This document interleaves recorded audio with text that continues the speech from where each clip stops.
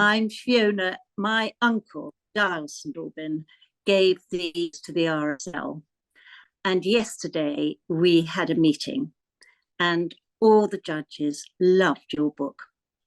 So I'm really ringing you about the RSL Awards.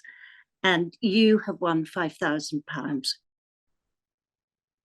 We absolutely so strong, and the writing is very good. And we just think it's also the most important book. So huge congratulations. Thank you so much. Oh my goodness. I don't know what to say. Thank you so much. I will cry. It's fantastic. Thank you. I really appreciate that. I just want to say all the judges absolutely loved your writing, and loved the book and thought it was incredibly important and absolutely should be written, because you take us to the heart of the beauty industry, which you suffered over personally yourself.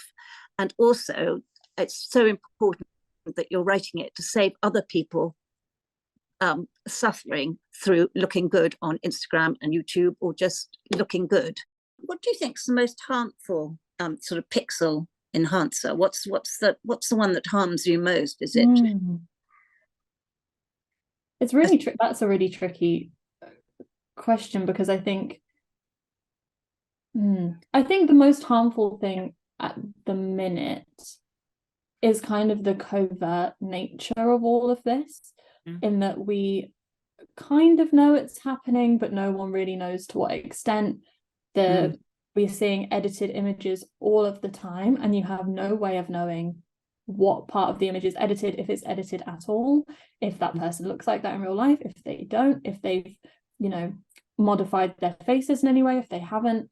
And I think that's really dangerous. Like the Kardashians, for example, have never admitted to really any of the surgeries or augmentations that they've had, bar a couple of tiny things.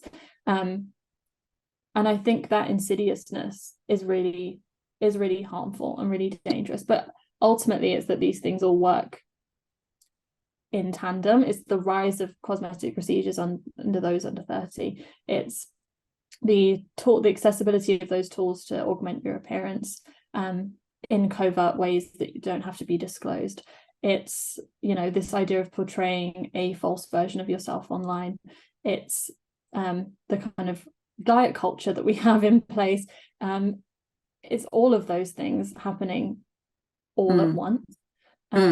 It's hard to pinpoint which bit, if I could change one thing, what I would change. I think ultimately it's the need to control women from an ever younger age is what I'm identifying as like the most common overarching theme, because this is one of the few spaces left where society can still manipulate and control young women. I think what I'd like to instill is firstly the idea of kind of stepping outside of ourselves and thinking more critically about those decisions that we're making. I think oftentimes now they're so ubiquitous and so accessible that you can do it in 15 minutes, you can do it like without any downtime. And the idea of I've spoken to estheticians who've stopped treating doing certain procedures or treating girls under a certain age because they're arriving in their chairs with kind of no real knowledge of what they've signed up for, what the potential side effects are or long-term impacts are, but also trying to encourage, and this is, I guess, a difficult thing because it's a cultural thing, but that beauty doesn't have to be something we give primary focus to, and it's something we can choose in the way that we speak to each other, in the conversations we have with each other. We can choose to try and pull it down a peg or two in terms of importance. I know when I greet female friends of mine, like the first thing we often say is, oh, you look great, or I love your hair, or your skin looks amazing, or you've lost weight.